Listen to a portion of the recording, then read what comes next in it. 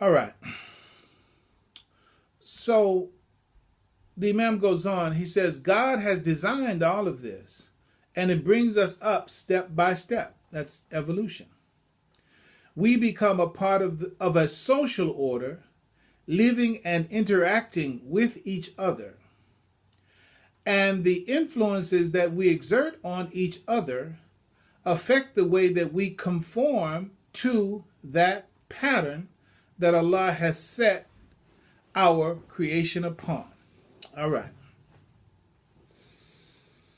All right. So inshallah, if you that is God willing, if you follow what I've said so far, then you should see an abstract reality conceived of and thereby created by the Creator, who inside of everything that it comprises everything that he intends to come into being as relates to the human being, an egg or a seed, however you want to see it. Everything is in that one little package, and then he plants that seed in the matter of creation. And then the physiology evolves, grows, evolves, and grows.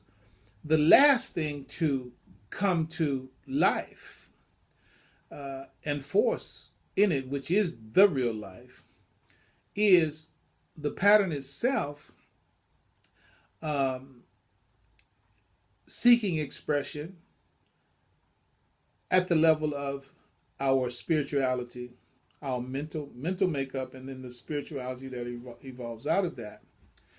And we are doing it right, let's say, when the original God intended morality, the original God intended character, the original God intended temperament and disposition is the form and structure of our behavior.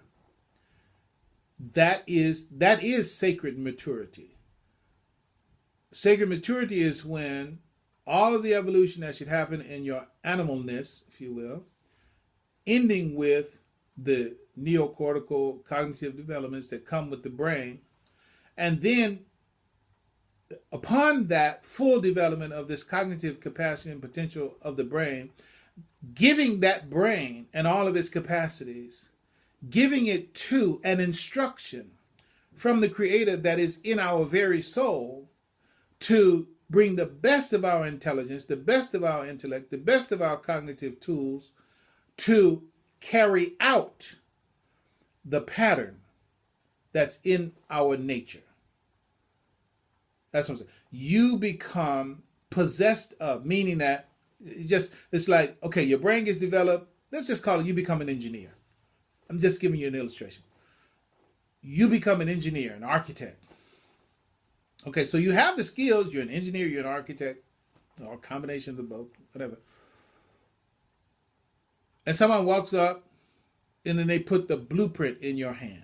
They say, here's the plan. All right?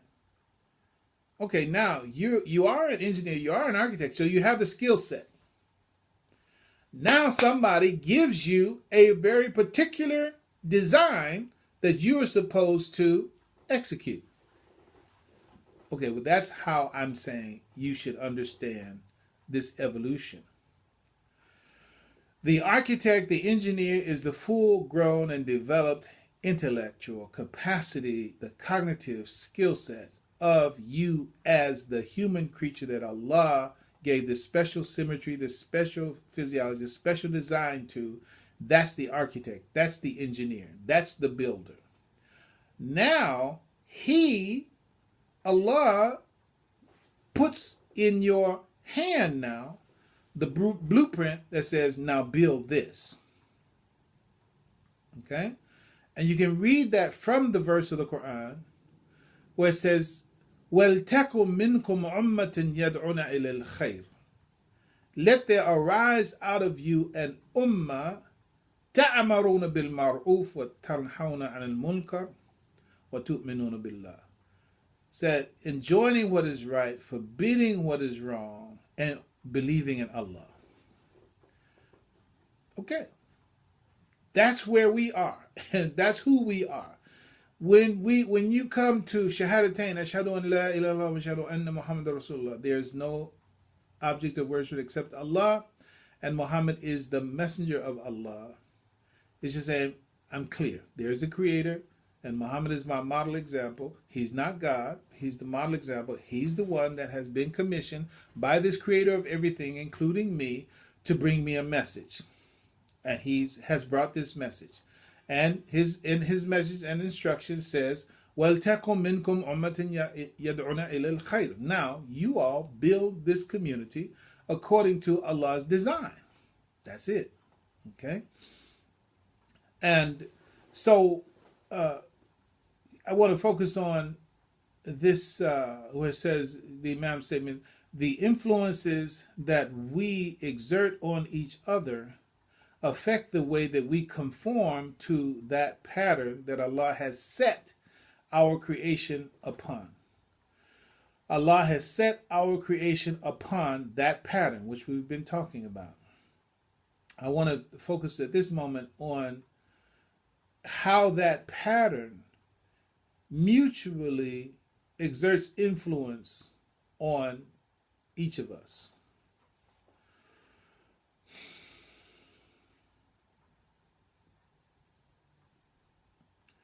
There's you can look up baby labs. So if you go on YouTube, just Google whatever your search engine preference is, baby labs. It's a 60 minutes piece about babies, and what they show is very, very early on that babies have this discriminatory capacity, meaning this capacity to make discrimination, to prefer and not to prefer other things. And there's a very consistent quality to the preferences, meaning the child can see that, we're talking 3 months, 4 months, etc. There's something about them that enables them to see the inside one is seeing.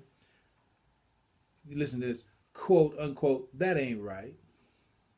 The baby can't talk, the baby can't express, but the demonstration is that the baby knows when something wrong is being done. So they use little puppets and different things like that to show one puppet being abusive or one puppet being unfair, one puppet mistreating another puppet, etc. And the child showing preference for the one who is being abused, etc., and discrimination against, that is disdain, disgust, or what have you, for the one that's being unjust. What does that mean? By the soul in the proportionate order given to it, and its enlightenment as to what would benefit, what would harm it, what's right and what's wrong. There's an innate knowing in us as human beings of what's right and what's wrong as it relates to social interaction. We have an innate knowledge. Where's the innate knowledge? It's in the pattern, the alhamaha of the soul. It's a part of the inspiration that God has put in the soul, the pattern that's evolving. And so while this baby is just 3 months old, the pattern is what it is from the beginning. The pattern carrying that knowledge is there and present in the physiology, in the anatomy, in the brain makeup of the child itself. So when patterns are shown to the child, there are patterns of injustice, patterns of unfairness, patterns of love, patterns of compassion, you get those two, then you'll find that human baby inclining towards the good and away from that is not good. Look it up, you'll love it. But what's doing that? It's the pattern. The pattern is already set inside the physiology of what's right and what's wrong. So when the human being sees a pattern of injustice, then the nature reply, oh, that ain't right. And it behaves in ways that is designed and intended to set things right, or to certainly get away from that is wrong, right?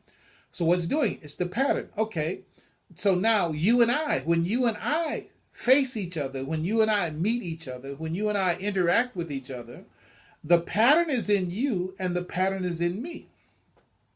The pattern has a life of its own. Okay, we have our free will, we have our own mind, we have our own conscience, what have you, but we both share human nature. And inside that human nature is this pattern, which is God's intention for our existence. And remember, God's intention for our existence is that ultimately there become community. And that community that, in the civil rights movement, different places, they talk about the beloved community. In Al-Islam, the Quran talks to us about ummah, right? وَلْتَكُمْ مِنْكُمْ أُمَّةٍ. The ummah and beloved community, though I don't have the details of beloved community, but iconically it seems to me that the ideal for the beloved community would be the same as the ideal for ummah, a world where human beings get along in a way that respects that nature and pattern intended by Allah that He placed in all human beings. That's actually what we see. The symbol of that ultimate destiny is Hajj. The symbol of that ultimate destiny is Hajj, because it's on the Hajj that you see all types of human beings from all stripes, from all nations, all countries, all levels, different levels of socialization, coming to worship one Lord, cooperating with each other, no wrangling, there's peace, etc. All humanity there in one place, and nothing but peace. No war, no fighting in essence. Yeah, little scuffles break out, but nothing in any kind of major concern. But that's the destiny that Allah has for all human beings. How do we get there? By obeying that original pattern and its force mutually on us, right? Think about the golden rule, right? The golden rule. Do unto others as you would have others to do unto you, right? We know discrimination when we see it. We know injustice when we see it. We know love and compassion and empathy when we see it. What is dictating that perception? When we're I'm going to say clear, but I don't want y'all to go Scientology on me. And I'm not mad, but I'm just dealing with reality here. But when you're clear, then you actually will execute that kind of social interaction that's dictated by the pattern without any obstruction, and you get that successful and most positive influence. So the Imam said the influences that we exert on each other affect the way that we conform to that pattern. See, there's a way that when I act in accordance with my true original nature and you act in accordance with your true original nature, each one of us exert a mutual influence on each other to conform to the pattern. But what's dictating our interaction? That's when we're not obstructed by things in the world. I'm going back to the thing clear.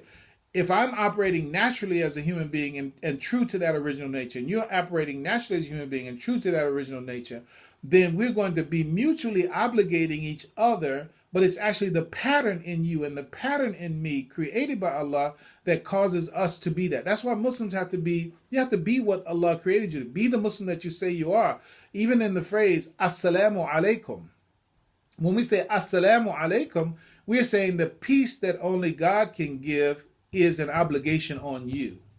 If you understand, I'm saying the peace, meaning the kind of peace that Allah wants us to see. We know because the peace that only God can give is the peace that only God can give. But the point is, pursuing peace as Allah intends it for it to be amongst us is an obligation on you. When we say Assalamu alaikum. And then when I return the greetings, or you return it to me, wa alaikum assalam. It said, and upon you is that same obligation. Right? So, but what's dictated? Allah is dictating in that. So you see in the symbol of our interaction, but that's what's true also on the social level. I'm doing business with you. If I'm doing business with you, then the pattern of how you're supposed to do business with me should dictate the way you do business with me.